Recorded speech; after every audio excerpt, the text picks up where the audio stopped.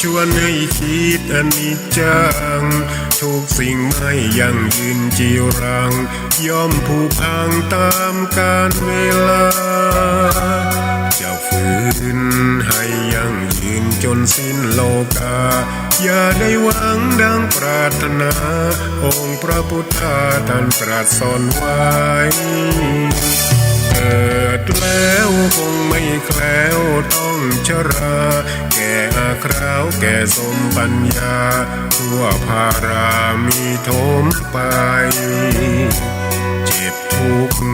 ย่อมเวียนวนมีพ้นใครๆสัตว์โลกล้วนรู้แน่แก่ใจเกิดแก่เจ็บตายหลีกไปไม่พ้นใครหลงคิดหลงติดอัตตาว่าใจแจ้งกำมลแม้นใครปรองได้คงสุขล้นชีวิตมีมองมนเกิดมาเป็นคนสมบูรณ์ดับหายเพียงร่างกายไว้ชีวาแต่กุศลผลกรรมทำมาย่อมแปลงค่ากลายเป็นทุนส่งผลให้ทุกคนเวียนวนไม่สูญสุขและทุกข์เป็นไปตามทุนที่พวกคุณได้ก่อทำมา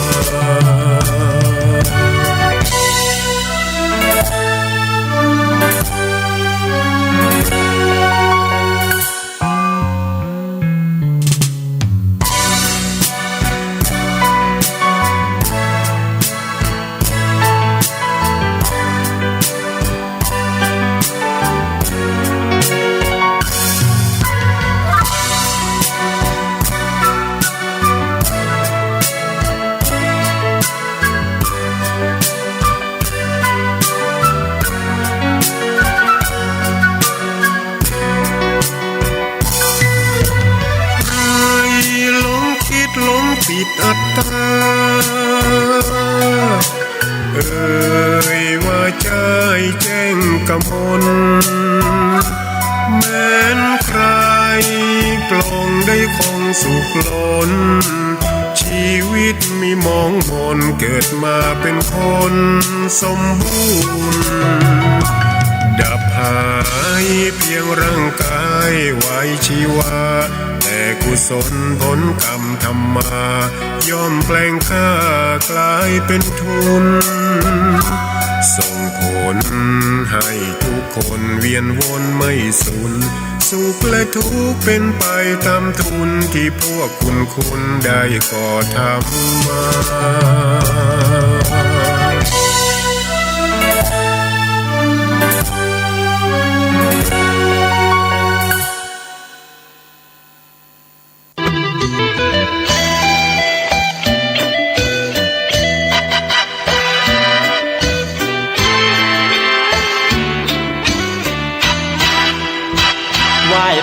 ทำบุญกุศลเพิ่มพูนหนุนนำจิตใจ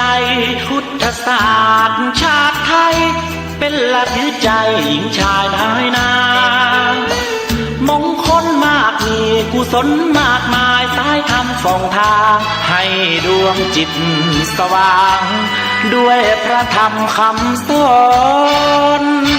เชิญชวนพี่น้องไม้มุ่งสู่ทางรุ่งเรืองทั้งรอบนอกในเมืองทั่วแคว้นแดนดอนมาวัดพระสิงห์ทำบุญไหว้พระขอพรได้ความสุขใจทุกขั้นตอนไหว้พระขอพรเสริมดวงชะตาขอเชิญท่านมาวัดพระสิงห์วรมหาวิหารอยู่ที่ถนน3 ล้านผู้คนรู้จักกันที่นั่นและนาศูนย์การเรียนรู้ของพระนิสิตและนักศึกษาแหล่งท่องเที่ยวนานมา1 ใน 10ที่ว่าใต้ฟ้าเมืองไทยมาเที่ยวล้านนาอย่าลืมแวะมาที่วัดพระสิงห์ท่านจะสุขใจยิ่งมาสู่เวียงพิงหรือเมืองเชียงใหม่ ไหว้พระขอพรวัดพระสิงห์ยิ่งอุ่นใจจิตเบิกบานผ่องใสพ้นทุกข์พ้องภัยโชคชัยมากมี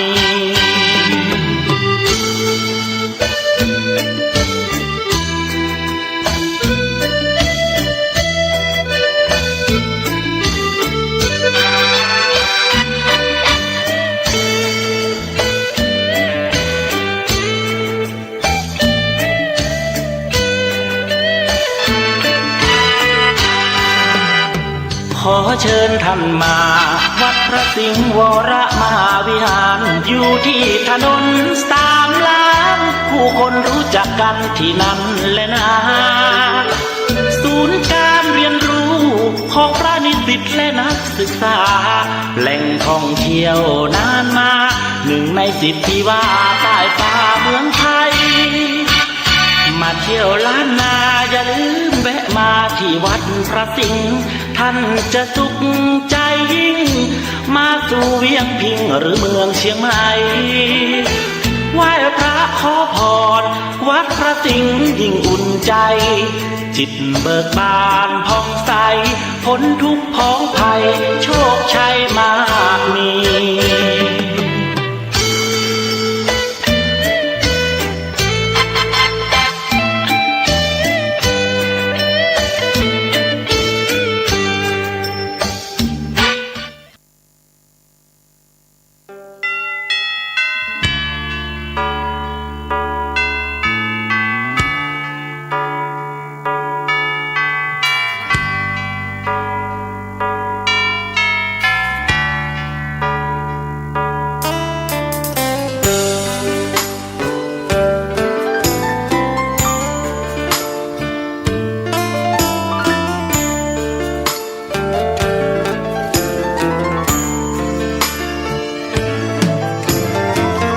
เชิญชวนทุกท่านเข้าวัดเข้าวา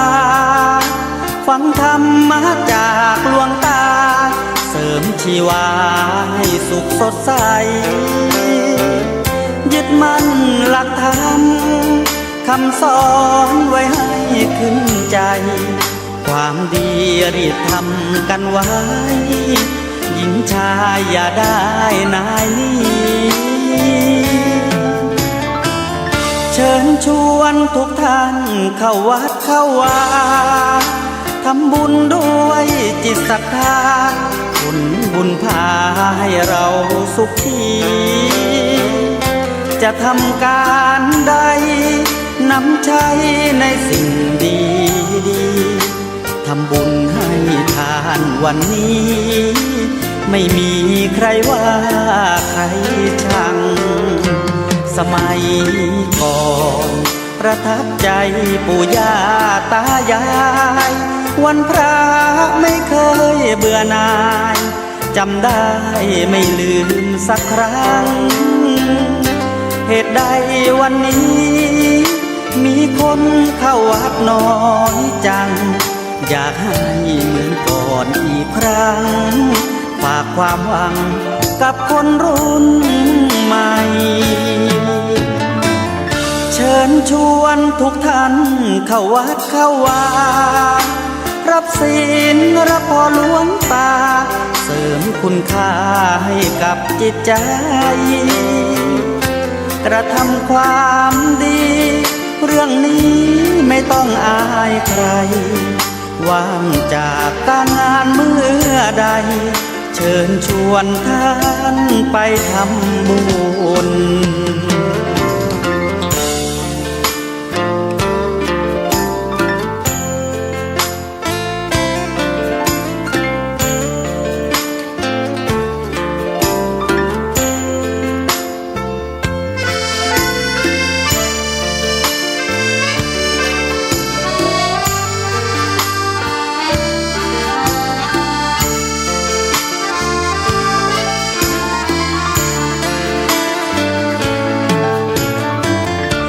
ญชวนทุกท่าน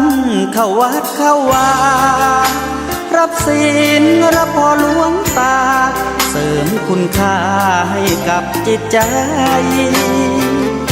กระทำความดี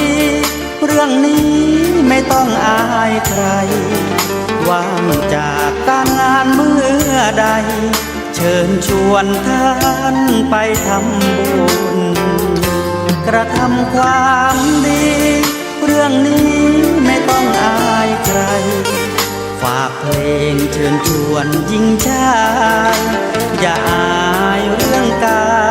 รทำบุญ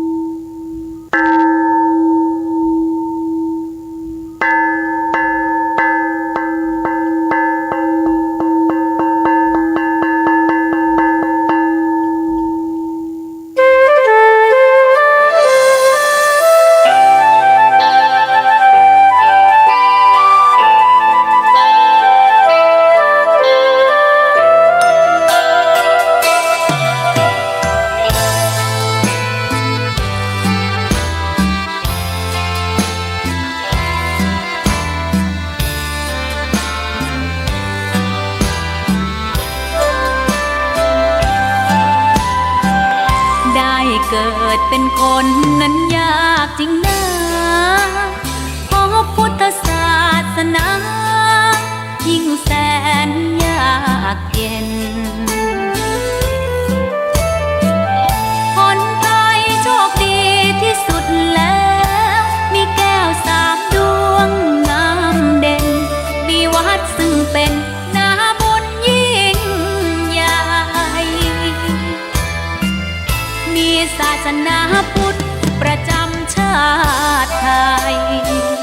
อยากหล่ออยากสวยเราต้องรักษาศีลอยากมีอันจะกินต้องหมั่นทำบุญทำทานเอาไว้เข้าวัดสวดมนต์ฝึกฝนสติให้ว่องไวรีบทำตอนที่เราทำเองได้อย่ารอจนตายถึงเข้าวัดว่า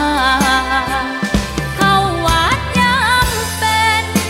จะได้เห็นแต่น้ำใจเข้าวัดยามตาย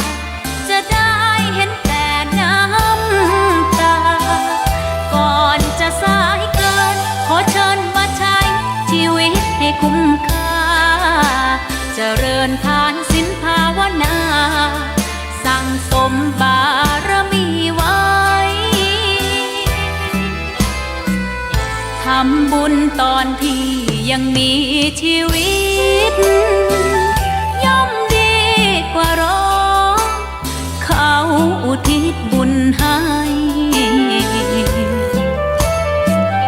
อย่ามัวหลงเพลินเดินห่างวัดตัวอย่างชัดๆมีมากมายเข้าวัดตอนตายสายเกินแก้กรรม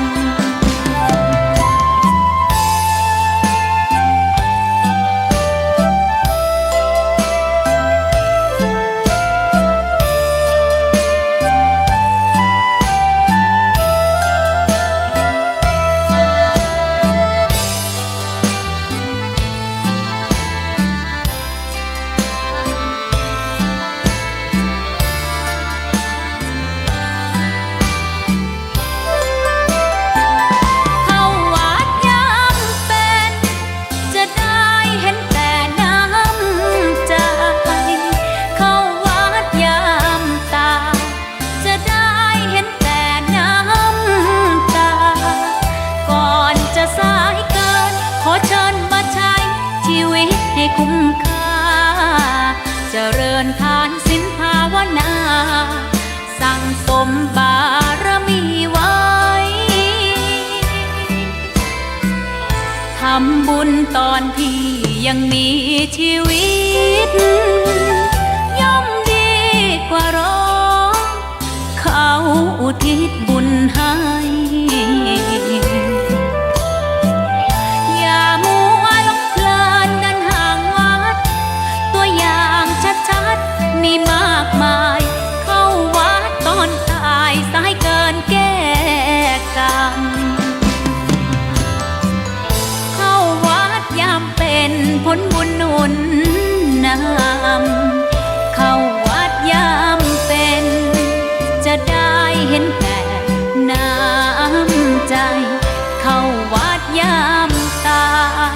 จะได้เห็นแต่น้ำตา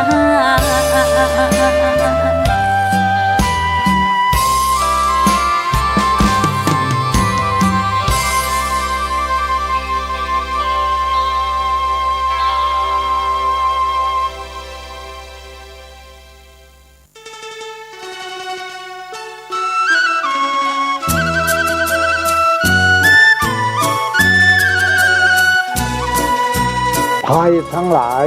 ที่ผ่านพ้นไปนั่นสุขบ้างทุกข์บ้างมันเป็นธรรมชาติของชีวิตแต่ขอทั้งวัดทั้งบ้านทั้งราชการทั้งโรงเรียนครูบาอาจารย์ได้สมัครสมานสามัคคีกลมเกลียวอย่าแตกความสามัคคีกันรู้รักสามัคคีประสานกายใจกันไว้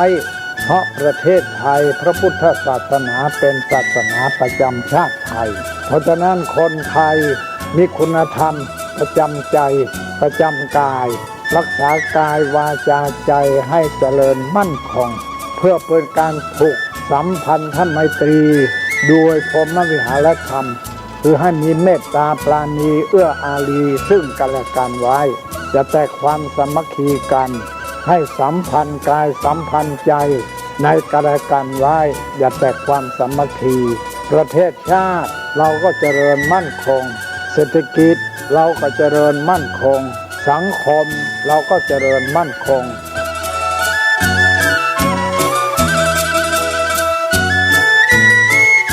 ธรรมะข้อคิดจากพระเดชพระคุณท่านเจ้าคุณพระเทพวิสุทธิคุณด้วยความปรารถนาดีจากสถานีวิทยุพระพุทธศาสนาคลื่นธรรมะเพื่อประชาชน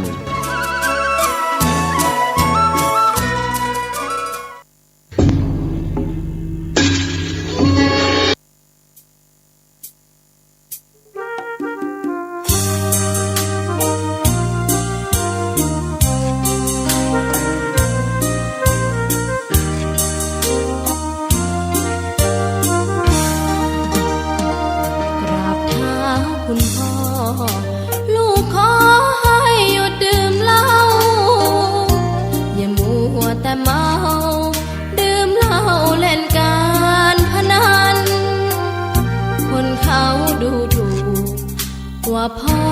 ขี้เกียจทำงานชาวบ้านรังเกียจเดียฉันต่างประจานคุณพ่อสิ้นดีสงสารคุณแม่ลำบากแท้หาเงินมาให้ได้มาเท่าใดก็ใช้จนหมดไม่มีขัดสนจนยากลำบากคนแค้นเต็มทีอนาคตของลูกริบหรี่ความหวังที่มีมืดมนพ่อดื่มสุราเหมือนกินน้ำตาของแม่พ่อจะฐานะเราแย่หากไม่แก้ความจนแม่เตือนพ่อด่าตบตีแม่จนชอกช้ำระกำมองมนซ้ำถูกคนเขานินทากราบเท้าคุณพ่อลูกขอให้หยุดดื่มเหล้าหากมัวแต่เมาคนเขาย้ำหมิ่นเรื่อยมากลับตัวเสียใหม่กลับใจมาพัฒนาพ่อจะมีคุณค่าเลิกดื่มสุราเลิกการพนัน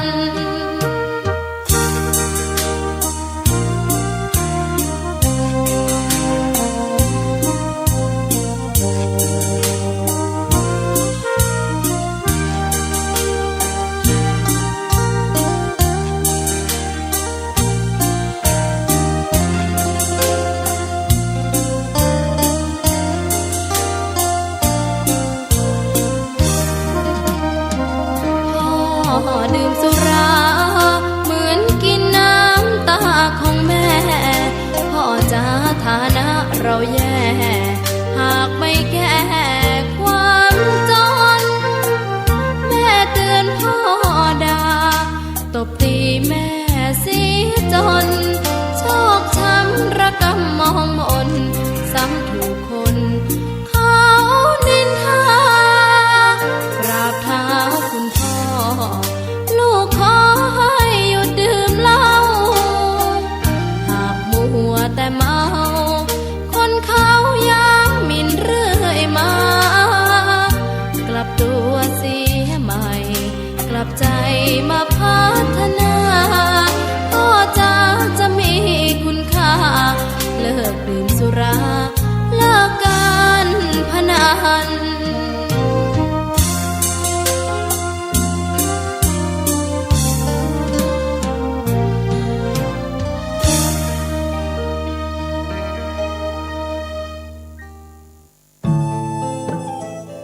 ท่านกำลังติดตามรับฟังสถานีวิทยุกระจายเสียงพระพุทธศาสนาแห่งชาติและสังคมคลื่นเพื่อการศึกษาพระพุทธศาสนาและวัฒนธรรมระบบ FM 104.5 เมกะเฮิรตซ์รายการต่อไปเป็นรายการสปะสาระล้านนาดำเนินรายการโดยพ่อหนานไกรสอน ขอยกมือ10 นิ้วไว้สาพระติรัตนแก้วเจ้าทั้ง3ประการอันมีพระพุทธเจ้าพระธรรมเจ้าพระสงฆ์เจ้าน้อมไว้สาปุญญาบารมีธรรมพระเดชพระคุณพระเถรานุเถระเจ้าคณะพระสังฆาธิการสามเณรเจ้าจุตนจุองค์ด้วยความเคารพยิ่งตลอดจนถึงครูบาอาจารย์ท่านเจ้าท่านผู้ฟังญาติธรรมแฟนรายการทุกท่านทุกคนด้วยความเคารพครับผมยินดีต้อนรับเข้าสู่รายการสปะเรื่องเมืองล้านนาวันนี้ก็มาฟังกันแถม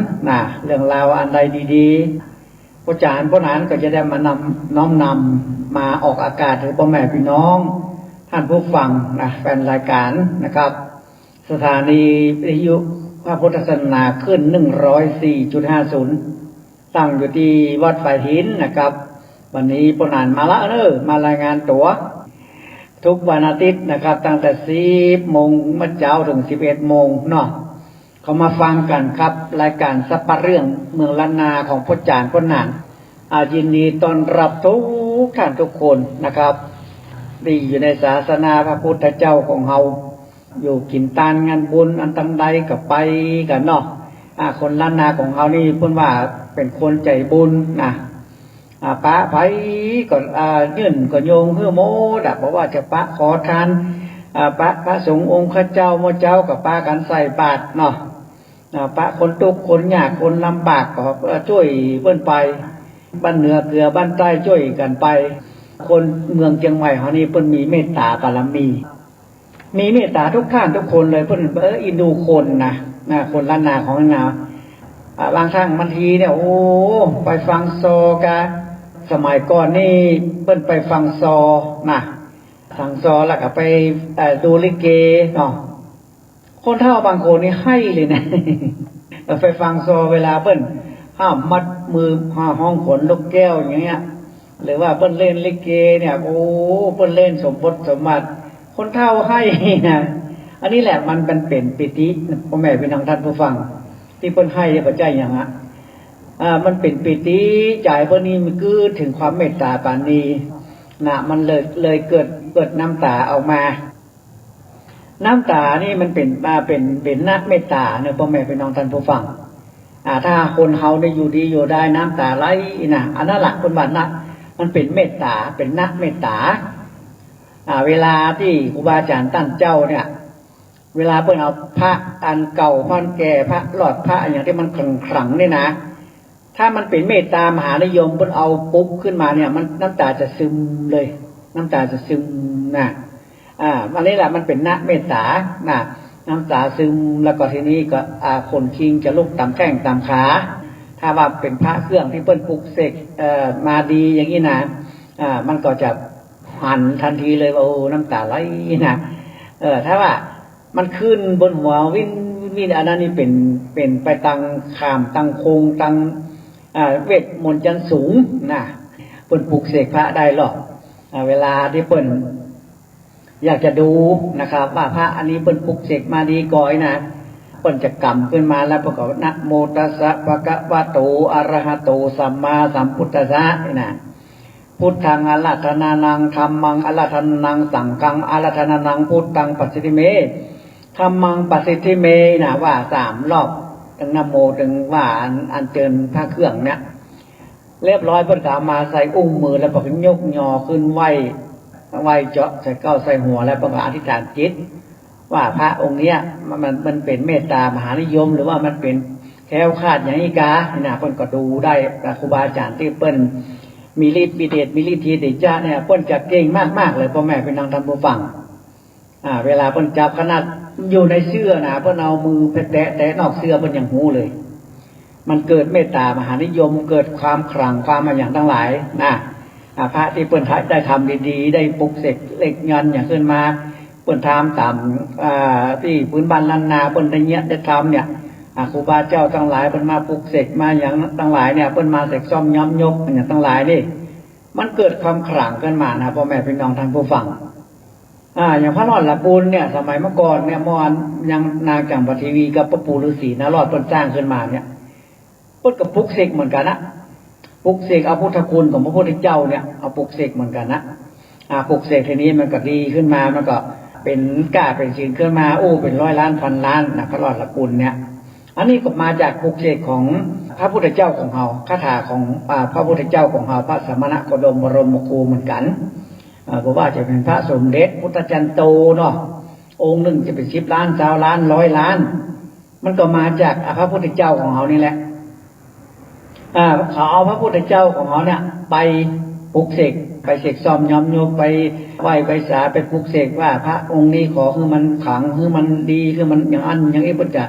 ปลุกเสกขึ้นมาและทีนี้คนเอาไปใช้มันเกิดพุทธคุณพ่อแม่พี่น้องท่านผู้ฟัง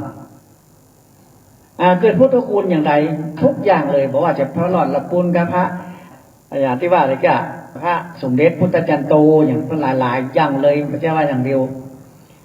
ถ้าเพื่อทะดีทำดีเนี่ยมันจะเกิดพุทธคุณมากๆเลย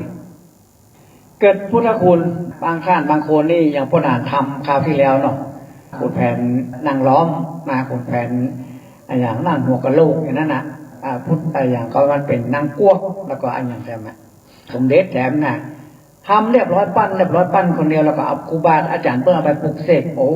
ปรากฏว่ามันดีมากๆมันเกิดพุทธคุณพ่อแม่พี่น้องท่านผู้ฟังเกิดพุทธคุณอย่างไรคนพุทธเอาไปปรากฏว่าเปิ้นโทรมาบอกเลยมีบริวารมีอย่างนักหนาป้าปั้นกิจการงานมันดีขึ้นมาหมดทุกสิ่งทุกอย่างดีขึ้นมากระทันหันเลย อันนี้เป็นความเชื่อส่วนบุคคลผู้ไม่เป็นท่องทานผู้ฟังความเชื่อส่วนบุคคลไอ้ครูบาอาจารย์กรุงเทพผู้หนาเพิ่นมาปลุกเสกปันผู้หนานี่นะมาปลุกเสกแล้วเพิ่นก็เอาเนี่ยไปให้ผู้ชมผู้จาคนทั้งหลายดังกรุงเทพดังอีสานโต้หลายที่หลายทางเพิ่นเอาไปนครสวรรค์ตั้งหลายจังหวัดเพิ่นเอาไปแล้วก็ทีนี้เพิ่นมีญาติโยมนักเมยโยมอุปถากโยมเพิ่นมาขึ้นสู่โรงหามันนักเพิ่นผู้ชมผู้จาสุดยอดเลยพ่อแม่พี่น้องท่านผู้ฟังพุทธคุณขึ้นทันทีพุทธคุณแหงมากๆเลยกาแม่นคายมารกิจการของเพิ่นนี่มันซบเซาไว้นะเพิ่นว่าดีขึ้นมาทันทีเลยคนนั้นคนนี้ก็มาหาเข้าซึ่งด้วยหาขึ้นสู่โรงหาแบบมีบริวารที่มันไปแล้วมันติ๊กมาอีนะที่ประดาได้ปั้นได้อย่างขึ้นมาพระขุนแผนนางล้อมพระขุนแผนหงพายพระนางกวกหรือว่าพระ12หรือว่าพระสมเด็จเนี่ยพระดานทำขึ้นมาปั้นขึ้นมาแล้วเอาเผาเรียบร้อยเอาไปส่งให้พระครูบาเพิ่นปลุกเสกมันเกิดพุทธคุณแท้ๆเลยพ่อแม่พี่น้องท่านผู้ฟังทั้งหลายเกิดพุทธคุณขึ้นมาเพิ่นเอาไปใช้แล้วมันเกิดว่าสิ่งดีๆขึ้นมาทันทีเลยพระดานก็เลยว่าก็ดีเนาะเขาได้ทำแล้วเขาเกิดมาในโลกนี้จัดนี้ชีวิตนี้เขาได้สร้างขึ้นมาไว้เนี่ยอย่างพระเครื่องทั้งหลายเนี่ยพระดานปั้นนักแต่เลยเป็นร้อยพันหมื่นองค์นะแต่เพื่อนก็เอาไปทางกรุงเทพกรุงทางไปทางอีสานไปทางนครสวรรค์หลายที่หลายทางเพื่อนเอาไปปลุกเสกแล้วเพื่อนก็เอาไปคือญาติคือโยมแต่บ้านพระนานยังเหลืออยู่นะใครมาหาพระนานหนึ่งญาติธรรมทั้งหลายคนทั้งหลายเพื่อนมาขึ้นสู่ลงหาพระนานนี่พระนานเลยมันต้องซื้อพระที่ดีๆนะที่ปลุกเสกอย่างสุดยอดนะมี หลายร้อยองค์อยู่ที่พนานเก็บไว้นะแต่พนานก็อยากจะเก็บอภัยมาที่ถูกใจเดี๋ยวเพิ่นอู้ม่อนกินหวานเปิ้นมาม่อนมาอันยังเปิ้นมาขึ้นสู่ลงหาเฮาก็ยื่นกับป่านเปิ้นพ่อแม่พี่น้องท่านผู้ฟังนะครับดีๆของดีๆทั้งหลายนะบอกว่าจะเป็นน้ำมันเครือขอลงกาสีพึ่งพญาคูดกานะหรือว่าจะเป็นสีพึ่งน้ำเครือขอลงน้ำมันเครือขอลงกาโอ้มีนับมีหลายพ่อแม่พี่น้องท่านผู้ฟังแจกอย่างเดียวแล้วเปิ้นมาหาปัญหานี่นะเอาฮือเปิ้นไปอินโดเปิ้นว่าเศรษฐกิจบัดดีว่ะค้าขายยังก็บัดดีว่ะมาล่ำมารวยก็สตางค์วันหนึ่งนี่ต้องจ่ายเนาะเดี๋ยวกับก้ารถเดี๋ยวกับก้าน้ำมันเดี๋ยวกับก้าอัน Wi-Fi เดี๋ยวกับก้าอันไฟฟ้าเดี๋ยวกับก้าน้ำประปาเดี๋ยวกับก้าเทอมลูกน้อยแล้วตั้งหลายโอ้พ่อแม่พี่น้องท่านผู้ฟังเขาบอกว่าเดี๋ยวพ่อหนานจะเอาฮือเรื่องของดีเอาไปก้าแม่นไข่หมานนี่นะฮือพวกนี้มันมีความสุขพ่อแม่พี่น้องท่านผู้ฟังเพราะพ่อหนานที่เปิ้นปกเสกไว้นี่เปิ้นเอาไว้ที่พ่อหนานนี่หลายร้อยองค์อยู่หลายร้อยชุดไม่ใช่หลายร้อยองค์หลายร้อยชุดชุดหนึ่งมันจะมี3 องค์ 2 องค์อย่างนี้เป็นชุดหนึ่งมันจะแพ็คไว้นานถ้าไผ่มาญาติธรรมหรือว่าคนขึ้นสู่ลงหาพนานนี่พนานฮื้อเลยฮื้อเลยถ้าว่าถ้าที่ตามใจใส่ขันคู่เพราะว่าของเป็นครูเนาะใส่ไปเถอะเอาจะไปอ้างว่าถ้าอันตีก็บดีพ่อแม่พี่น้องท่านผู้ฟังมันเป็นการก้าไปเหี้ยบูชาครูถ้าอันตีเนี่ยพวกก็ฮื้อไปละองค์ได้ก็ได้อีนะอันนี้แหละของมีครูเขาขอได้ยื่นได้ยงเอาไปฮื้อเปิ้นถึงว่าเปิ้นจะเอาไปก้าไปขายเนาะเขาก็ปุกสิกอธิษฐานจิตเปิ้นแล้วก็เปิ้นก็เอาไปไปไหว้กับตนกับตัวไปก้าแม่นขายมันอย่างของเปิ้นนั่นแหละกันอันนี้แหละครับสิ่งดีๆพ่อแม่พี่น้องท่านผู้ฟังทั้งหลายที่พ่อหนานได้ยิบยื่นกับคนทั้งหลายเป็นบรรณานาของเขาเนี่ยเพิ่นมากันนักกันหลายเขาก็ยินดีนะครับที่เพิ่นมาทุบคนตั้งหลับคุณตั้งบันทีเนี่ยเพิ่นดูใน YouTube ว่าไปหานักใครมาหรอพอดีพ่อหนานทิ้งเบอร์โทรไว้ตลอดถ้าพ่อหนานจัดลง YouTube กับในอินเทอร์เน็ต Facebook นี่นะท้ายรายการพ่อหนานแล้วพ่อหนานจะบอกเบอร์โทรไว้เขาก็โทรมาทันทีพ่อแม่พี่น้องท่านผู้ฟังเพียวขอนแก่นเพียวชัยภูมิที่ไหนพวกแต่กรุงเทพกรุงทางเขาไปดูใน YouTube โทรถามมา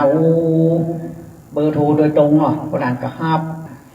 เปิ้นด้นด้านมาบางท่านบางคนด้นด้านมาบอกมาถามอย่างนั้นถ้ามันใกล้ผมก็ถามว่าอยู่ตรงไหนเนาะตอนนี้แหละดีพ่อแม่พี่น้องท่านผู้ฟังทั้งหลายสิ่งดีๆมันก็คือดีนะ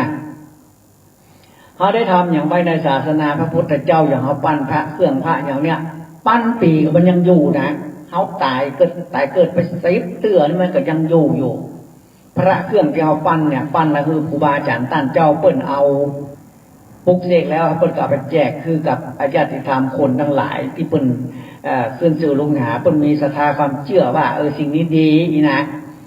ครูบาเปิ้นก็แจกไปนะครูบาที่กรุงเทพแจกไปเปิ้นฮื้อไปเขาก็เหมือนกันครับฮื้อเหมือนกันนะไม่อยากจะขายเพราะไม่เป็นนันทุกฝังไผมาที่ตกได้ยากนี่นะเขาฮื้อนี่ม่อนใจลูกม่อนใจนะฮะได้ฮื้ออย่างเปิ้นก็เปิ้นขึ้นสู่ลงหาเขาเปิ้นมาบอกมากล่าวว่าปนานบายท่านเนอเสียงเงินเสียงทองคิดบัดได้หาบัดได้ลูกหลานก็นักหนาป้านี่ก็นักแต่นักว่าบางท่านบางคนไปกู้เงิน100 ละ20เขามีมาบ่นมาอย่างคือปนานฟังเนาะอันนี้แหละครับพ่อแม่พี่น้องท่านผู้ฟังเขากับพลิกร้ายให้ไก่ดีเบิ่งกันเอาพุทธคุณของพระพุทธเจ้าเนี่ยเอาเสกเอาปล่อยของเพิ่น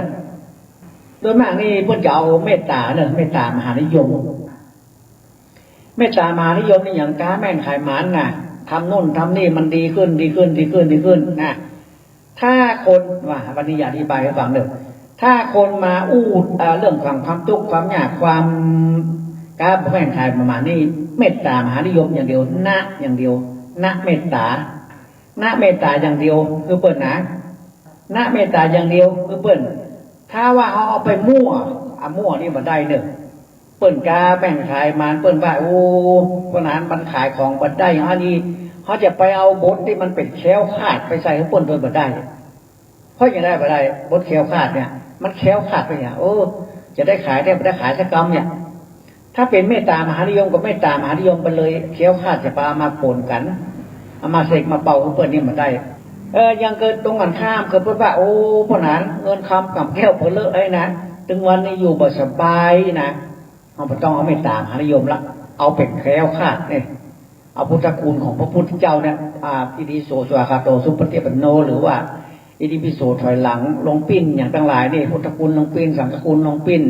น่ะมหาสังเกตหลวงธรณีสารเอกอย่างอมรสมปล่อยแก้เนี่ยอย่างเนี่ย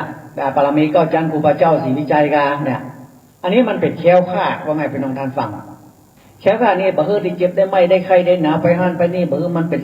อุบัติเหตุอย่างทั้งรถทั้งลังอย่างลูกหลานต่างเต้าไปต่างประเทศการไปขึ้นเครื่องบินกันอย่าเอาแคล้วคลาดเปิดไป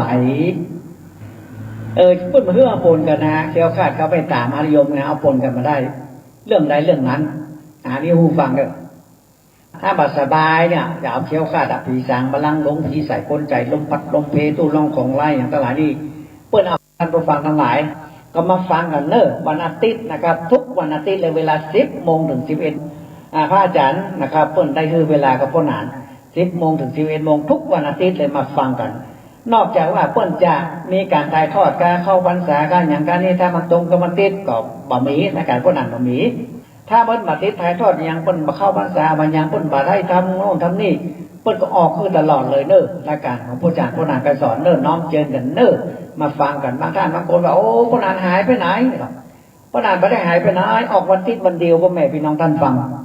ออกวันอาทิตย์วันเดียว10 โมงถึง 11 โมงเนอะที่คืน104.50ที่วัดสายหินนะครับอาจารย์พระครูสมุปิสุวัฒน์วรกิจโจนะครับเปิ้นได้ดูแลเครื่องเทคนิคในสถานีนะครับคือพระอาจารย์พ่อหนานก็สอน1 ชั่วโมงทุกวันอาทิตย์โอ้ดีแต่เป็นบุญเป็นกุศลที่พ่อหนานได้เอิ้นอู้ไปถึงพ่อแม่พี่น้องทั่วพื้นบ้านล้านนาโด่งดังไปทั่วโลกเลยเพราะว่ามันใน YouTube เนาะคนต่างประเทศเขายังดูกันเลยคนที่เขาไปค้าแรงงานอยู่ต่างประเทศอย่างเกาหลีอย่างเนี่ยเป็นชีวิตของพ่อหนานนี่มีเยอะเหมือนกันนะตั้งเกาหลีตั้งอเมริกาตั้งหลายที่หลายทางที่เขาเข้าดูในอินเทอร์เน็ต Facebook เขาดูแล้วว่าพ่อหนานทำพิธีอย่างป้องเนี่ยอย่างใดป้องนี่นะมีลูกศิษย์ลูกหาหน้าพ่อแม่พี่น้องท่านฟังก็ขอบคุณยินดีทุกท่านทุกคนเนอะพอจะมาประโจทย์ปู่จาเตียนกันจะมารดน้ำข้าวเม่นชมป่วยกันจะมาพิจารณาให้กายดีดวงบอกให้ดีกายนะบางท่านบางคนมาถามพ่อหนานดูดวงแล้วก็แบบต้องดูดวงนั้นแบบต้องดูมันจะดีบ่ดีมันจะปีโชคเป็นอย่างก็ต้องสนใจมาพิจารณาให้กายดีเลยเอาไปดูหมอเนี่ยเอาไปดู10 คนบอกว่า10 อย่างนะเขาไม่ต้องไปดู10เขาไปดู10 หมอมันก็ว่า10 อย่างมันโตยสอบประทานดอกสู้เขามาพิจารณาให้กายดีทำเนี่ยให้มันดีไปเลยชีวิตเราจะเป็นได้กับแจ้งขอเขาจะทำให้มันดีเลยพิจารณาให้กายดีเสริมดวงเสริมดวงพ่อหนานมีของดีหลายอย่างเสริมดวงโคดำก็มีชมปล่อยมาปุจงปุจจานี่ตัวเตียนเนี่ยอย่างทั้งหลายนี่นะครับอันนี้เป็นความเชื่อส่วนบุคคลพ่อแม่พี่น้องท่านบางท่านบางคนมาเชื่อว่าเป็นอย่างถ้าท่านมีความเชื่อว่าสิ่งนี้ดีปู่แม่ป้าพ่อลุงครูปู่ทวดเฮาเพิ่นเนี้ยเพิ่นทำกันเพิ่นเสกน้ำมนต์เพิ่นเสกสมปล่อยเพิ่นมีกระทงกระถาเพิ่นโน่นนี่นะถ้าท่านมีความเชื่อน้อมเจิญเด้อมาบ้านพ่อหนานเลยโทรมาเดี๋ยวพ่อหนานจะบอกเพิ่มเหลือเวลา6 นาทีเนี่ยเลยจะถึงคืนเวลาตามสถานีเพิ่นไปนะครับทุกวันอาทิตย์เนี่ยมาฟังพ่อหนานนะครับก็ขอบคุณยินดีทุกท่านทุกคนนะครับที่มาบ้านพ่ออาจารย์พ่อหนานไปสอนวันนี้ไผที่จะมาหามือจันวันดีไปตุปอดพานเกินบ้านใหม่หรือว่าสร้างสรรค์พระภูมิกาจะซื้อรถซื้อลากาจะซื้อบ้านก็จะแปลงหอย่อเงินน้อมเจริญโทรมานะครับจะได้คืนเวลาตั้งสถานีเปิ้นไปนะครับวันอาทิตย์หน้ามาปะกันใหม่วันนี้ขอยกมือซิมนี้ไว้สาล่ำนาไปก่อนติดหน้าปะกันใหม่จะตาโรธรรมาวันอันติอายุวันโนสุขังปะลังที่จบไปแล้วนั้นเป็นรายการสปะสาระล้านนาดำเนินรายการโดยพ่อหนานไกรสอน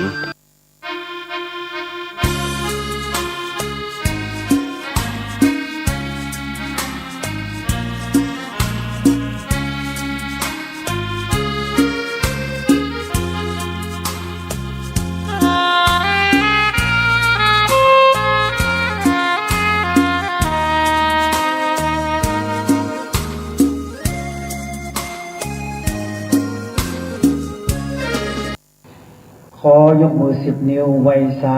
สิติปุวิชิเวกุโกกะโคนามามิเป็นลูกหลานลูกพระเวสสันดรลูกหลานพระเวสสันดรเนาะพระเวสสันดรลูกเวลาเพิ่นไปบวชแล้วผู้พามไปขอน่ะกันหาจารีชื่อกันหาจารีเพิ่นบ่ได้ห้ามบ่ใช่ลิขสิทธิ์นะชื่อหมู่นี้นะชื่อในศาสนาพระพุทธเจ้านี่เพิ่นบ่ลิขสิทธิ์ชื่อกันหาคือจารีบ่ใช่ลิขสิทธิ์ชื่อนี้เน้อบ่ใช่เพิ่นบ่ลิขพระจะใส่อย่างใดก็ได้ชื่ออานนท์เนี่ยพระอานนท์เนี่ยได้มันเป็นอย่างนั้นพ่อแม่เป็นนางท่านผู้ฟังชื่ออย่างจ้างก็มันที่มันสอดคล้องกับศาสนาพระพุทธเจ้าเนี่ยมันเฮงๆรวยๆเลยนะอยู่ม่อนกินหวานอยู่ดีมีสุขอยู่ร่ำอยู่รวยอยู่สุขสบายบ่ได้เจ็บได้ไม่ได้ใครได้หนาวอันนี้ชื่อล้ำสำคัญสมัยบางท่านบางคนไปเปลี่ยนชื่อหรอกชื่อมันบ่าสอดคล้องมันหีบมันมาก้ามาขึ้นหนังสือไปพ่อหนังสือพวกมาจานละโอ้ชื่ออันนี้ชื่ออย่างนี้เพิ่นบ่ฮือมีตัวนั่นมีบ่ฮือมีมหานากาศนี่บ่ฮือมีตัวทอตัวฮออย่างนั้นเพิ่นบอกหรอกถ้าคนตั้งชื่อไปเลยเนี่ยบ่ได้ดูในพวกมาจานนะตัวไหนมันเป็นกะละกินีกับเฮาอย่างมันเจ็บไข้ได้ป่วยไงอย่างเฮามาตั้งชื่อตัวเก่าเฮาบ่ฮู้อย่างบางคนนี่ไปเปลี่ยนชื่อหรอกเปลี่ยนได้ไม่ใช่แปลงเปลี่ยนได้เปลี่ยนที่สำนักงานกรมทะเบียนเปลี่ยนชื่อได้นะเปลี่ยนชื่อนามสกุลนี่ยากหน่อยนามสกุลนี่เปลี่ยนต้องเปลี่ยนเพิ่นจะต้องสืบว่ามันไปสอดคล้องกับภายตรงใดนี่นะชื่อนี่เปลี่ยนได้เลยเปลี่ยนอย่างไรถ้าชื่อเฮาบ่เป็นมงคลชื่ออย่างที่มันบ่ดีนะชื่อมันบ่ดีมันบ่อย่างมันบ่แห่งบ่รวยนะถ้าเปลี่ยนได้นะชื่อเนี่ยเราไปเปลี่ยนนี่นะก็จะถามเขาหรอกสมมุติว่าน้องชื่อจะใส่ชื่ออย่างลูกสมมุติว่าน้องแบบสุริพรเนี่ยสมมุติเป็นไม่ยิงเนาะสุริพรสุริพรนี่แปลว่าอย่างลูกต้องก็จะถามแปลด้วยต้องบอกคำแปลให้เปิดเลยเทวดารักษาการอย่างการอย่าบอกเขาเปิดคำแปลคำว่านั้นนะมันจะมีอยู่พวกแม่ก็จะถามหา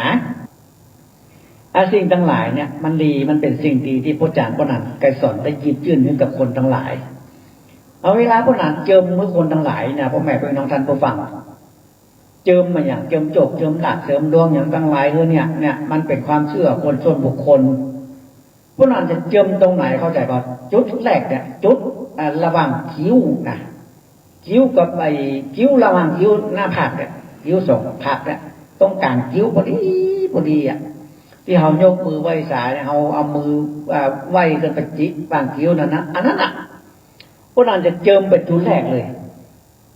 เพราะอย่างไปเจิมถึงเป็นจุดแรกพวกนั้นจะมีกับฝากอันไม้โจกกับฝากประยมกับฝากอันอย่างทั้งหลายนี่เพิ่นเอามาเจิมหน้ากับฝากไม้รักเนี่ยเพิ่นมาเจิมหน้าผากเจิมตรงระหว่างคิ้วเนี่ยบางคิ้วนี่มันเป็นจะได้งูก่อนคนเฮาจะเกิดมาเป็นมนุษย์เป็นโลกเป็นมนุษย์มงคลนี่นะจุดแรกที่มันกำเนิดเนี่ยคือวางคิ้วนี่แหละเป็นจุดแรกที่มันไปตัวสเปิร์มตัวอย่างที่มันจะเกิดเป็นตัวเด็กขึ้นมาเนี่ยมันจะเป็นจุดวางคิ้วเนี่ยเป็นจุดแรกจุดสมองวางคิ้วนี่แหละเป็นจุดแรกที่เกิดออกมาเป็นเม็ดน้อยนะทีนี้สเปิร์มมันอย่างมันตัวสจิมันก็จะวิ่งเข้าไปตรงหน้าผากพอดีมันจะเป็นหน้าผากในเป็นจุดแรกนะการวางคิ้วนั่นแหละเพิ่นครูบาอาจารย์ท่านเจ้าหรือว่าเพิ่นแต่งงานเพิ่นอย่างเนี้ยเพิ่นจะต้องเจิมที่วางคิ้วก่อนเพราะว่าเป็นจุดแรกที่เราเกิดมาเป็นมนุษย์เป็นคนนี่นะอย่างพวกนั้นก็เหมือนกันเขาจะเจิมจบเจิมหลักเพื่อมาจะต้องเจิมเนี่ยวางคิ้วเนี่ยวางคิ้วสองวางที่หน้าผากเนี่ยอาจจะต้องเจิมละเวลาเพิ่นจะลงทองที่ต้องก็ติดที่หน้าผากนั่นแหละเวลาจะเจิมด้วยไม้มงคลก็เจิมที่หน้าผากนั่นแหละเป็นจุดแรกนะเจิมนะติโยเทวะมนุษย์สนังติโยธรรมามุตตโมมนกถากไว้ว่านะสิริหานะปิยเมตตานะโมกรุณานะมหานิยมนะพระพรหมศิลานะปัญญานะปัญญาบารมีนะมหาสตินะมหาสีสุขนะขอมันเกิดเป็นนะเมตตาค้าง่ายขายดีมีกำไรค้าง่ายขายคล่องมีเงินมีทองเหลือกินเหลือใจนะองค์สาริกาตัวพี่จงมาเป็นทององค์สาริกาตัวน้องจงมาเป็นเงินในน้องทองอะไรมาพุทธจากกระไผ่ไปแล้วพอเพ่งเนี่ยยิงเย็นยิงฮึกใจเย็นจะฮักไม่จิตเมตตานะมหาเสน่ห์มหานิยมชมชอบอมนารายกันจิวะองค์พญาพุทธพุทธันแล้วรวยนะได้เงินนะได้ทองนะได้ทรัพย์นะเมตตานะลังอาถรรพ์พระสยามเมนโทวโลยเต พุทธสังมิอิติอารังสาสกยังวรังพุทโธนะโมพุทธัญญะอิติปุจจาจะมารจาสปะสนิหาอลังสมมาสัมพุทโธมามายาตายำดีวันชัยมรสีสปรีละโพนะโมพุทธัญญะโอ้ยาวอยู่อันนี้ว่าเป็นน้ำจิ้มอะไรก็จะเขียนตัวหน้าเนี่ยหน้าไว้ติดหน้าผากเลยเป็นหน้าท้องติดตรงที่เราเริ่มเกิดใหม่ที่เป็นตัวสเปิร์มจะเข้าจะเป็นคนนะมันตรงหน้าฝานั่นเป็นจุดแรกที่คนเขาจะมาเกิดนะครูบาอาจารย์ตั้นเจ้าคนเลยลงหน้าท้องติดหน้าผากนะก็จะเขียนตัวหน้าติดหน้าผากตัวเตียงตรงที่เราเกิดนะหรือว่าเอาทองคำปีทองคำบริสุทธิ์เขาติด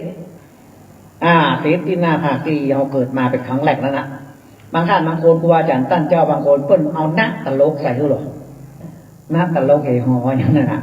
หน้าตลกนี่จะเขียนมันจะเขียนโค้งลงมาแล้วมันจะโมนขึ้นไปแล้วจะโมนทางบนสองอันแล้วก็โมนมาทั้งโลกเราไปอุณาโลมอันนี้หน้าตลกก็ไปดูในเน็ตได้หน้าตลกเป็นยังไงนะพิมพ์ก็ไปดูหน้าตลกมันจะเหมือนหน้าธรรมดาหน้าธรรมดานี่คล้ายๆเลขห้าคล้ายๆเลขห้าแต่มันไม่ใช่เลขห้าก็จะเป็นตัวหน้า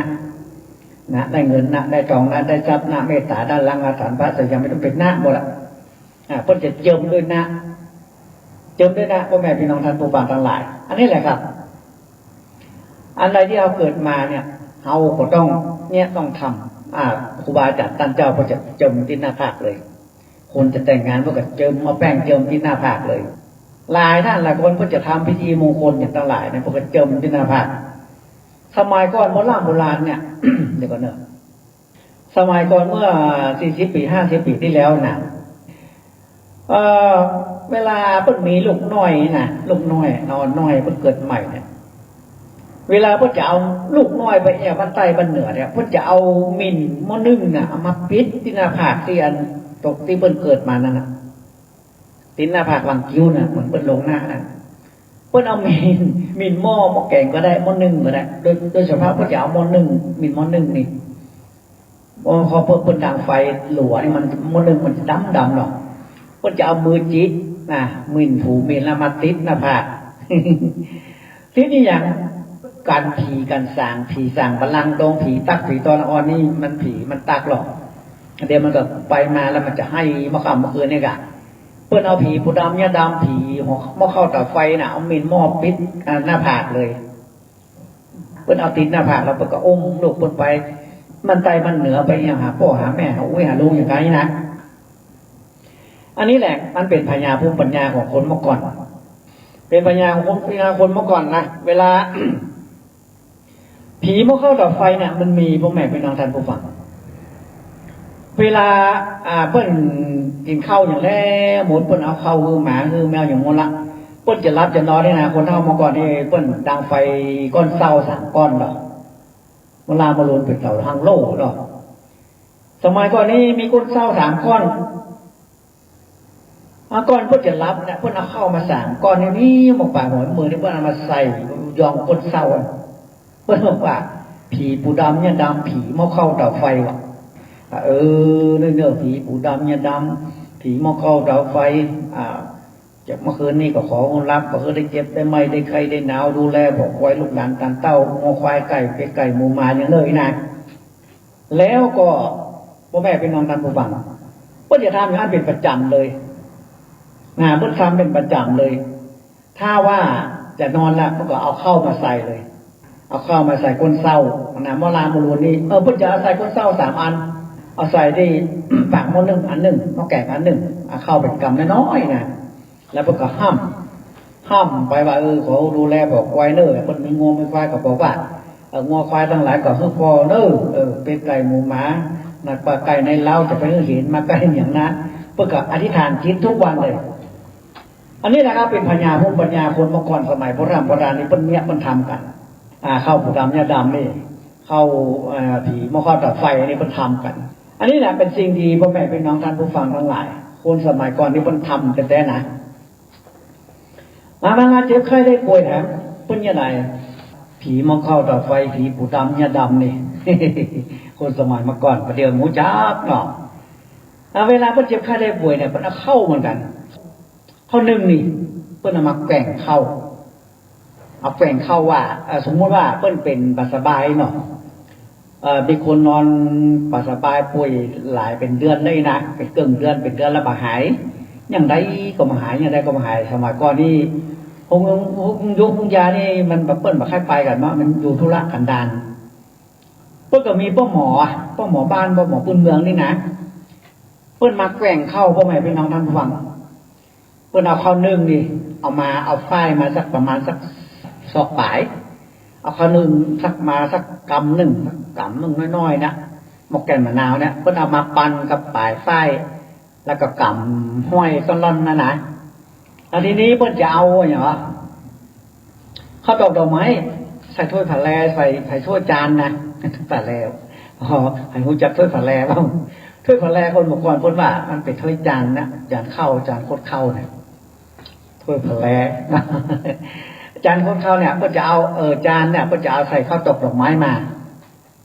ข้าวตอกดอกไม้เอาดอกเขาใส่เอาทูบเทียนเขาใส่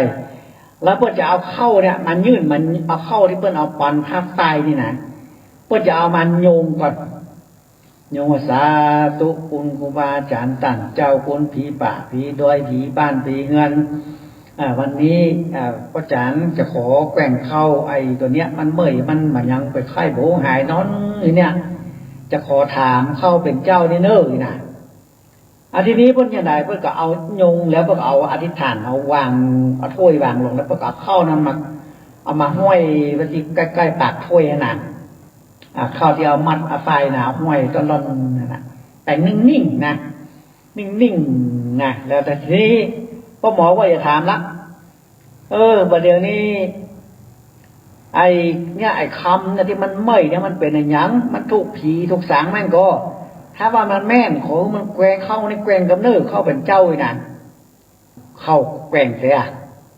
แกว่งวนเพิ่นกับแกว่งเข้าวนถามหรอเข้าเป็นเจ้ามันแกว่งเลยแม่นมันถูกผีนะนี่ว่าอย่าถามมันเป็นตั้งไหนตั้งใดตั้งทิศใดนะมันก็จะแกว่งไปทางทิศใต้กับทิศเหนือกับที่ไอ้ตัวนั้นมันไปผีตับผีตอผีอย่างมันเนี่ยค่ะผีแย่เขาเนาะมันแกว่งไปทางใต้เนาะวนไปแกว่งมาแกว่งไปทางใต้แล้วก็เพิ่นก็ถามต่อแถมเพิ่นจะโยงเข้าแล้วเพิ่นจะถามต่อจะกินอะไรยังกินจิลาบแกงอ้อมได้มันนิ่มพิ้งมันแบบเข้าน้ำแบบพัดเลยจะกินยิ่งใกล้ครับปัดทั่วพัดวนอ่ะอันนี้มีเตะๆนะพ่อแม่เป็นท่านผู้ฟังแกงข้าวนี่นะถ้าจะกินจิ้นไก่ยำหน่อยนะจะกินจิ้นไก่ยำกับเหล้าหน่อยนะบนเนาะข้าวผัดบนมันจะกินจิ้นไก่ยำกับเหล้าผีตาย5แต่โหงตั้งตีเข้าแกงไปตั้งใต้คนไหนจะกินจิ้นไก่ยำกับเหล้าทีนี้คนเฒ่าคนแก่คนนั้นก็เอาอันหยาด้นไฟสุดสมัยก่อนเพิ่นดังหลัวดังไฟเนาะโดนไฟที่มันไหม้มาสูดนะเหลือสักคืบไก่น่ะเพิ่นเอามามัดติดดอกแล้วเพิ่นก็จะเอาไปยื่นที่คนป่วยคนไข้นั่นน่ะยื่นว่าเด้อไอ้คำมันถูกผีตับผีตอตั้งใต้นี่มันจะกินงานจิ้มไก่ยามกับเหล้า3 วัน3 วันขอมันหายเนอะ3 วัน7 วันนึงมันหายบัดนี้ประเดี๋ยวนี้ผีก็มีสัจจะคนก็มีสัจจะนะแล้วก็คือคนป่วยคนนั้นทบน้ำลายใส่ที่รุ่นไฟสุดแล้วก็เอาเป็นเน็ตไว้ข้างหัวอันนี้เป็นบนมาละมันผู้หายแช่แบบเป็นละลุกขึ้นเตียวกินข้าวดับอันนี้แหละพ่อแม่พี่น้องมันไม่แต่หนาเปิ้นแกว่งข้าวนี่เปิ้นแกว่งข้าวทีนี้เปิ้นแกว่งเรียบร้อยแล้วนะแกว่งเปิ้นบนอย่างเรียบร้อยละว่ามันจะมีผีตายโหงอยู่ตั้งใต้มันจะกินไก่กับเหล้าไว้นะทีนี้เปิ้นจะโยงกำหนึ่งสุดท้ายละเปิ้นจะโยงขึ้นมาว่าคนไข้มันนอนนั่นหรอขำมันนอนป่วยแล้วเปิ้นก็ถามเข้าที่แกว่งนั่นนะเปิ้นถามว่าคนไข้อยู่ตรงไหนจี้ก็ไม่มันแกว่งไปที่ไอ้ขำนะแกว่งไปหาขำวนอันนี้มีแต่ว่าไงพี่น้องท่านผู้ฟังแกว่งเข้าเป็นเจ้านี่นะเปิ้นของแกว่งเข้าเนาะอันนี้แหละเป็นปัญญาภูมิปัญญาของคนเมื่อก่อนนะที่เปิ้นทำกันโบราณนี้ได้สัมผัสมาหมดแล้วนะแกว่งเข้านะ มันเป็นพ่อหมอบุญบ้านอย่างเราหรือว่าคนเฒ่าคนแก่ผู้อาวุโสอย่างคนเนี้ยได้พ่อแม่เอาคนเนี้ยได้หมดอ่ะคนเนี้ยได้นะคนทำได้คนก็คนก็ต้องกระหายเลยนะ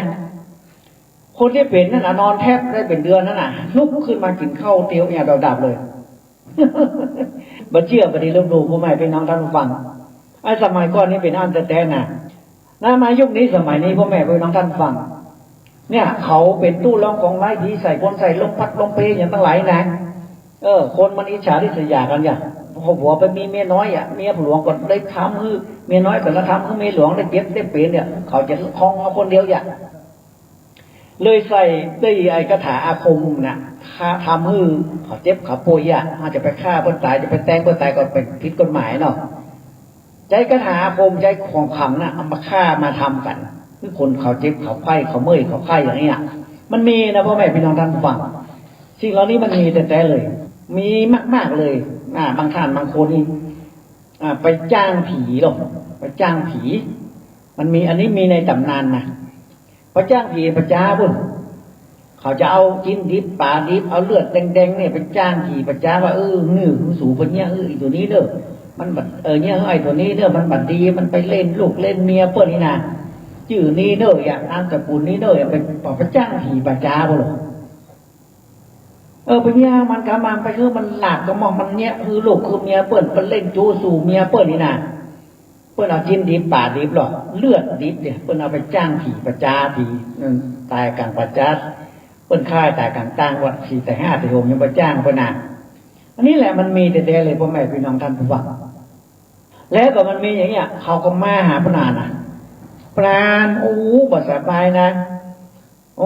เป็นอย่างหมูเนี่ยเป็นหมูจักเจือไปองยาเบิ่งก็ว่ามียังเฮาขอปนนานฮดน้ำเขาไม่ซึกไปก็ไม่น่ะปนนานก็เอาเนี่ยธรณีสารธรณีสารลงมาคอยปรมีเก้าจันทร์ครูบาเจ้าศรีวิจัยมนต์สมปแก้เนี่ยเอาไปเสกไปเป่าใส่น้ำขมิ้นสักปล่อยใส่เข้าใส่หัวเขานะมันก็หายพ่อแม่พี่น้องท่านฟังหายเพราะว่ามันเป็นพุทธคุณของพระพุทธเจ้าหายหายได้เลยมหาสังเกตหลวงธรณีสารเนี่ยมันแคล้วคลาดศัตรูแคล้วคลาดสีสั่งบาลังโดงเป็นเจ็บไข้เป็นเมื่อยเป็นไข้บูหายเป็นจำเจาะด้อยผีใส่คนใส่ตุ้นลองของไร้นั่นแหละลมพัดลมเพหรือว่าผีตัดผีต้อยนะคนในนี้ล่ะพ่อแม่พี่น้องท่านฟังมันเลยเป็นมาสบายขึ้นอย่างขึ้นหาคนนานนะกะหรือว่าคือหาตุ๊ลุงตุ๊กุ้ยตุ๊ปู่ตุ๊ลุงที่วัดในวาที่เปิ้นเป็นทนเท่าทนแก่อย่างครูบาเจ้าทั้งหลายที่เปิ้นเป็นอย่างวัดทัดคำนี่ก็ได้นี่ท่านพระครูวัดทัดคำเก่ง เป็นเจ้าตำรับตำรานี่เป็นครูบาอาจารย์พ่อหนานเลยท่านพระครูโดนศิลกิจนี่เจ้าคณะตำบลหายานี่เจ้าตำรับตำราพ่อแม่พี่น้องท่านฟังหลายครูบาหลายท่านหลายคนก็มีกระท่องกระถามีของดีอยู่อย่างครูบาจันตะก็มีคาถามนต์สมปแก้เนาะแก้เนื้อปล่อยเนื้อเนี่ยอันอย่างตั้งหลายนั่นนะที่มันคาถามนต์สมปแก้ที่ปนานเคยว่านะใครก็ได้มาบ้านปนานเนอะปนานยินดีแก้คือฟรีๆพ่อแม่พี่น้องท่านฟังองค์สิทธิการครูบาอาจารย์ครูได้กล่าวไว้แก่ครูว่าองค์พ่อปู่สมปล่อยไม่ยากสมปล่อยแต่ก่อนมาหลังสู่โยบนที่สูงแหล่งล่าหยกขอบฟ้าจักรวาลบัดนี้สู่มาตั้งอยู่บนดินเกิดเป็นต้นพระพุ่มเกิดเป็นคุ้มพระพายตายมันน้องมึงหนาหลักมันต้องดินดำหลักมันต้องดินแก่นตุ๊กยิงใจเนื้อแต่หามมึงเอามาซาเก้าดำหัวเด็ดด่างดาวแล่นเก่าแก้ต้านแก้เนื้อเปิดเนื้อได้ถูกดินดำเก็บกล้องตองตีหมังน้ำแก้เนื้อเปิดเนื้อได้ถูกนกจับงานแก้เนื้อเปิดเนื้อได้ถูกงานผีโป่งแก้เนื้อเปิดเนื้อได้ถูกปีกางต้งลมนาแก้เนื้อเปิดเนื้อได้ถูกกังกามัดเจ็บแก้เนื้อเปิดเนื้อได้ถูกเงือกนั้นยังวางแก้เนื้อเปิดเนื้อต้านจังแต่งฝั่งใส่หุ่นแก้เนื้อไปเนื้อได้ทุ่งจังไรก็เนื้อไปเนื้อได้ถูกใบจังใหญ่แก้เนื้อไปเนื้อได้กินข้าวหายหัวแก้เนื้อไปเนื้อเนี่ยได้ถูกต้องยังได้ถูกโทษเจ้าพญาคนแก้เนื้อไปเนื้อได้ถูกยังกายเปิ้นมันแปดแก้เนื้อไปเนื้อได้ถูกยาแฝดเปิ้นมันตาแก้เนื้อไปเนื้อได้ถูกง้อนกันหน้ายากันกายแก้เนื้อไปเนื้อได้ถูกผีตาม้อยตาเหลืองแก้เนื้อไปเนื้อได้ถูกผีเตี้ยวเมืองตายต้านฆ่าแก้เนื้อไปเนื้อได้ถูกผีบาดจ้าต้านฆ่าตายกลางตังแก้เนื้อปล่อยเนื้อได้เล่นข้ามเชือกขอลอยงูสวัสดแก้เนื้อไปเนื้อได้ถูกข้อ13ความ25แก้เนื้อไปเนื้อของอันร้ายทั้งแปดนี่ไก่แก้เนื้อไปเนื้อได้ถูกต้องไอ้ฝังละหุนอยู่สละแก้เนื้อไปเนื้อได้ถูกต้องคำเหลืองแก้เนื้อไปเนื้ออมนามะพุทธะอมนามะธรรมะอมนามสังฆสยันจังรู้สองหายเปี้ยนเนี่ยนี่คือกระถางมนต์สมปแก้ผมไม่เป็นน้องตาฟังครูบาจันตาเนี่ยมันเก่งเนื้อวัดตุเต้าเลยนะ พนานไปอ่านประวัติของคนใจบทดีเหมือนกันนะมนต์ซุปเปอร์แค่เนี่ยเป้าไปเช็คที่เขาดีแท้ๆเลยดีมากๆเลยก็ไม่เป็นทางท่านฟังพระพนานบาร์ขางเนี่ยภายข้าได้เลยสืบประสานอย่างก็มาเอาหลายท่านหลายคนมาสืบมาสานนะ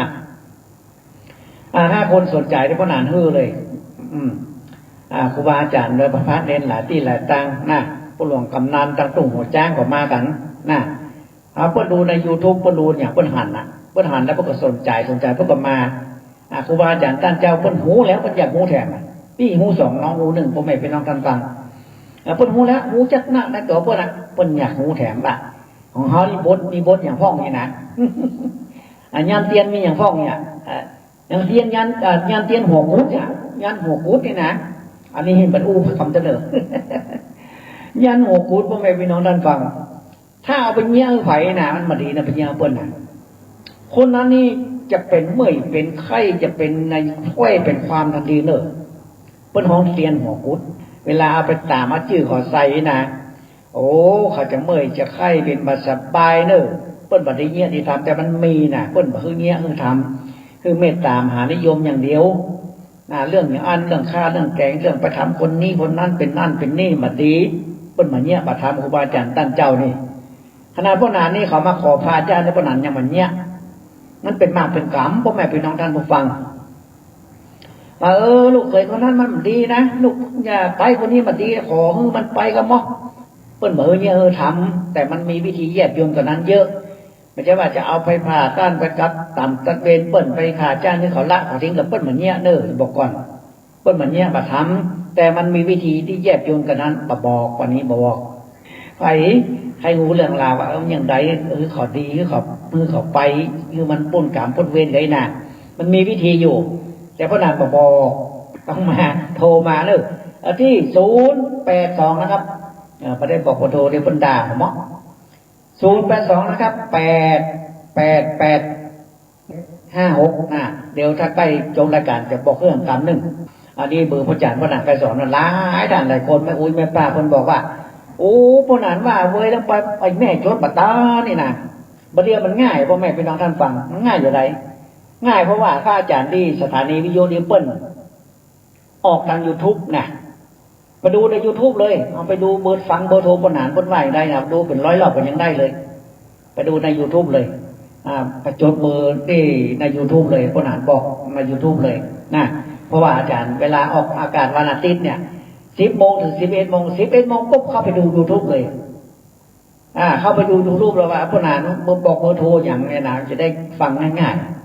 ๆฟังเรื่องราวของพวกนั้นนี่ฟังทาง YouTube ได้นะเวลาออกอากาศแล้วประมาณ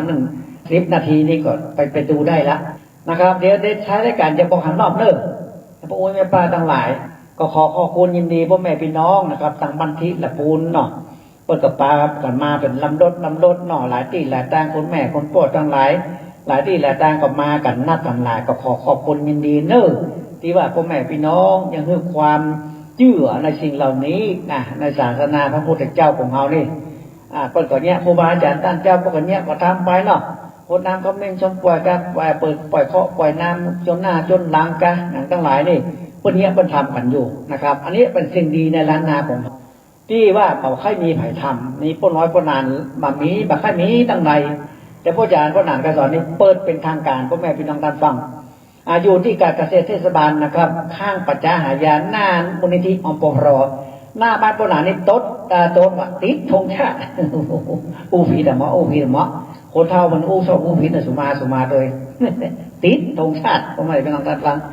ธงชาติอยู่หน้าบ้านติดธงชาติไทยอยู่หน้าบ้านผืนใหญ่เลยหน้ามูลนิธิอพรข้างปัจจาหายาหน้าการเกษตรเทศบาลนะครับ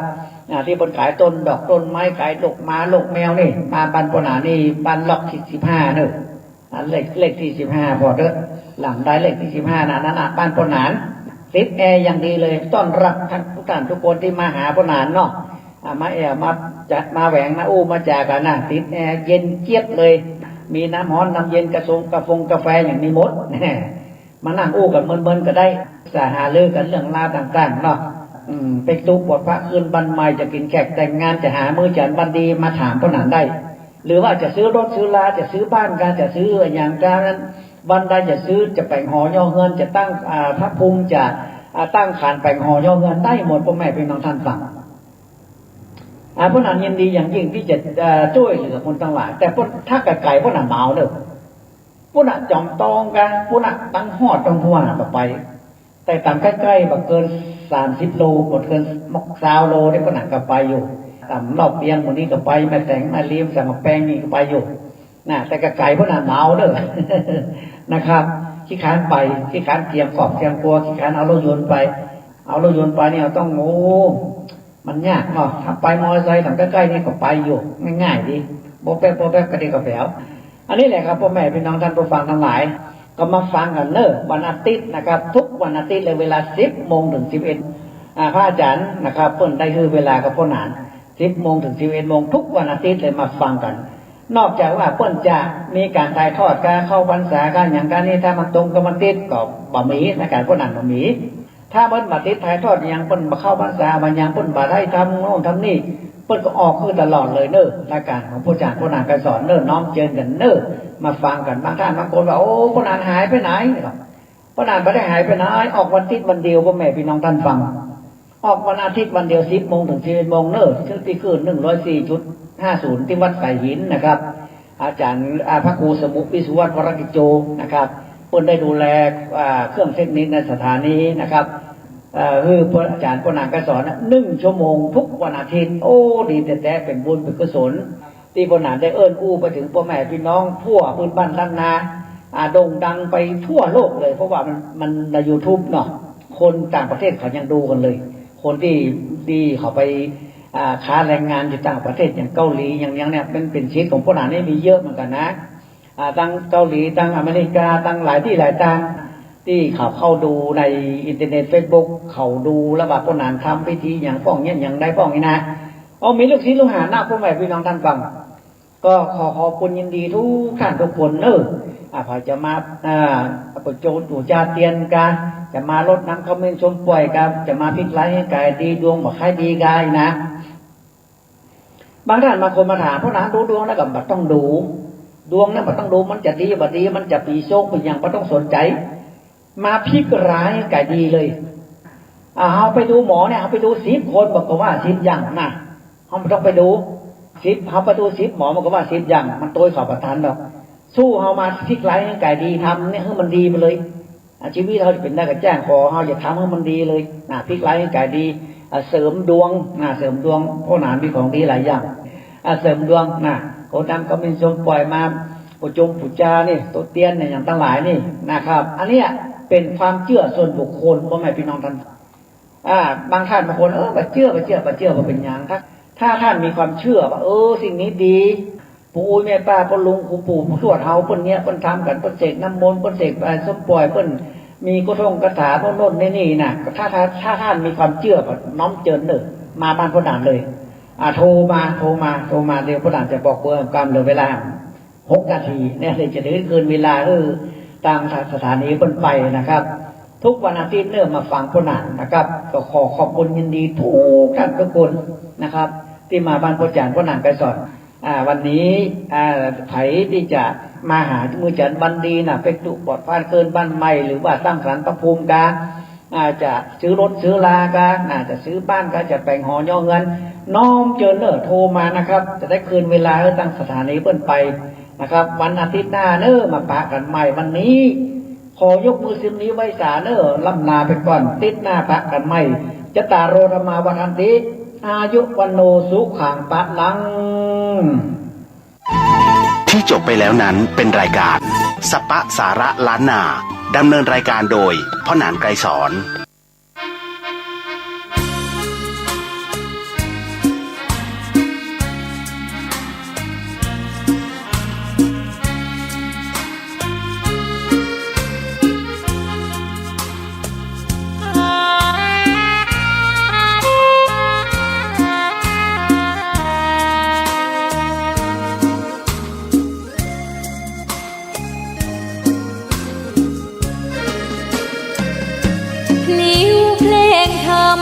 ถูกถ้อยคำเข้าถึงจิตใจฟังรายการวิทยุเสียงใส ส่งถึงใจไปสู่ปลายนาสารธรรมน้อมนำมองพระศาสดาบอกผู้คนทั่วลาหันมาเข้าวัดฟังธรรมคลื่นเสียงนี้เป็นคลื่นธรรมะจากใจส่งถึงบ้านไกลบ้านไกลฟังได้สุขใจล้ำยามดึกดื่นค่ำคืนมีงานต้องทำเป็นคลื่นสารธรรมเน้นย้ำธรรมะเพื่อนใจเสียงคลื่นธรรมบอกหลักธรรมให้คลายความเหงาฟังเสียงธรรมะเบาเบาบอกเล่าถึงคนบ้านไกลสื่อธรรมะบอกลดละละวางด้วยใจสื่อไปถึงสวงในเข้าใจหลักธรรมหลักดีพลิ้วเพลงธรรมถูกสัมพันธ์จิตใจร่าเริงฟังสาระธรรมะบันเทิงรื่นเริงในชีวิตยามวันว่างเดินทางไปเยี่ยมสถานีนัดพบกันน้องพี่วันนี้วันดีวันเสาร์สวดมนต์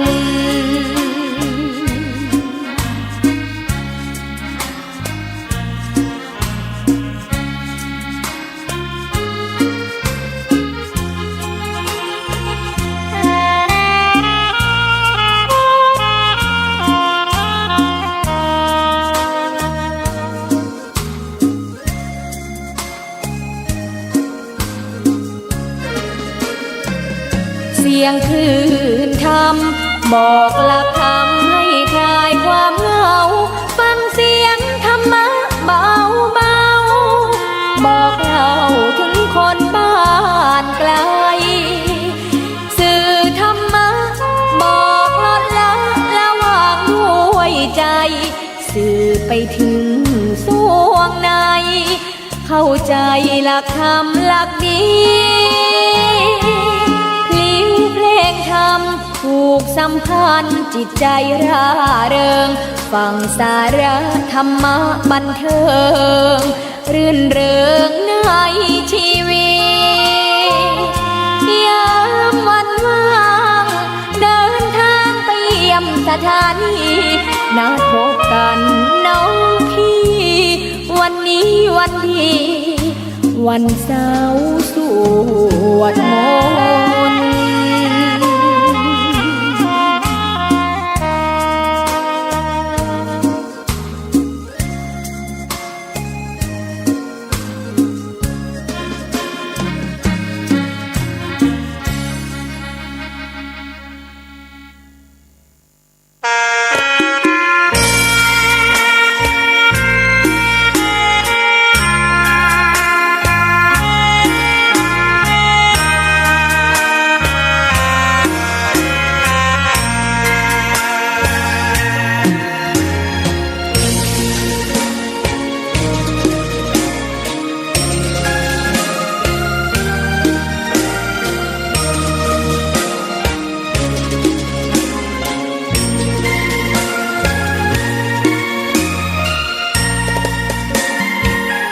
ดอกบัวดอกหนึ่ง